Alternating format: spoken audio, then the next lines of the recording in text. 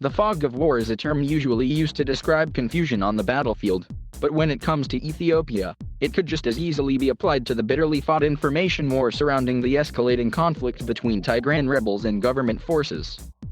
I was playing football with friends when I was forcefully recruited by Tigrayan fighters to join their ranks, one 17-year-old told us, on the phone from Afar, a state which borders Tigray.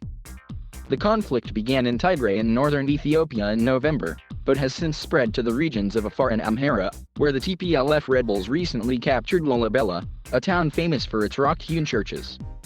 I was taken by force to the war front, said another teenager, who told us he was in year 10 at school in Tigray. My family couldn't say anything because they feared for their life. A 19-year-old woman said, "We didn't get any military training.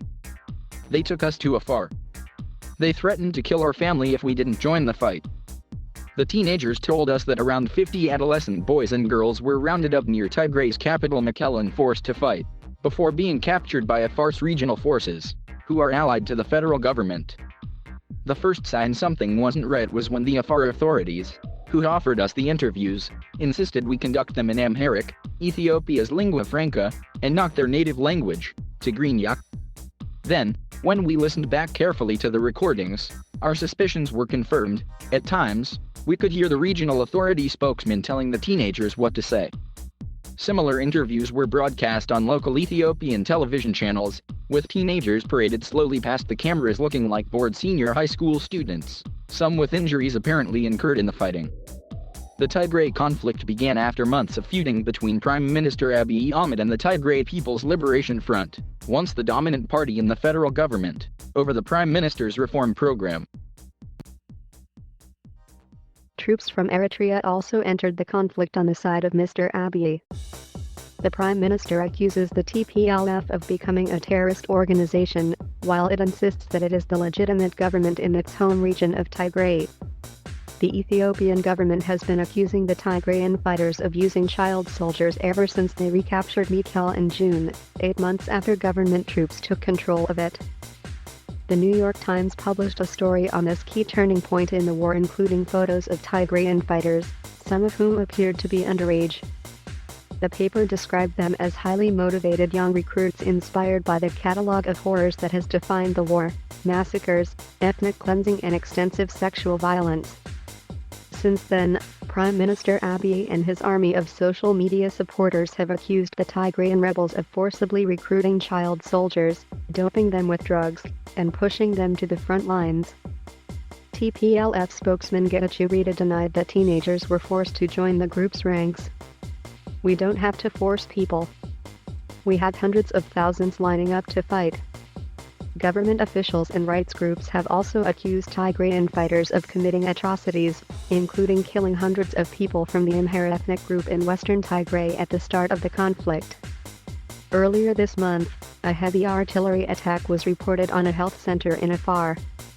Social media was soon ablaze with claims that more than 100 people had been killed by the Tigrayan fighters, and the hashtag Afar massacre quickly began trending.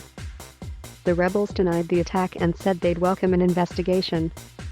Claims and counterclaims about every twist in the war are traded all day long on Twitter and Facebook, from the government, the TPLF, and their respective armies of supporters in Ethiopia and the diaspora. With phone and internet lines down across Tigray for nearly 2 months now, obtaining information from the region has been almost impossible. The federal government says communication lines won't be restored until the rebels accept a ceasefire. The Tigrayan fighters say they won't accept a ceasefire until the blockade is lifted and all enemy forces leave the region. The federal government is intent on controlling information, and the Tigrayan leaders are by no means averse to using propaganda, says Will Davison, senior Ethiopia analyst at the International Crisis Group think tank. In addition, Ethiopia's media and civil society are relatively weak when it comes to exposing who is doing what. So there is a cocktail of factors contributing to the murkiness of this war. The delivery of aid to Tigray, where experts say hundreds of thousands of people are facing catastrophic levels of hunger, has been another key information battleground. When the Titis Bridge was blown up on July 1st, eliminating a key aid route into the region and one of the few ways of reaching western Tigray, the federal government blamed the TPLF. But Mr. Davison says that argument doesn't add up. Tigrayan forces were on the offensive after the federal retreat. They wanted to reclaim western Tigray and regain access to aid, trade, and vital services. Why would they destroy a critical river crossing? He asks. Amharian and federal forces, however, were trying to cut off Tigray after retreating, and they wanted to hold on to western Tigray, so they had every reason to destroy the bridge. Thousands of people have been killed since the war began, and millions more have been displaced. Both sides have been accused of human rights abuses. Following the recent TPLF games, Mr. Abiy called for all capable Ethiopians of age to join the fight against the rebels. Political dialogue appears to be a long way off. The information wars show no sign of dialing down either.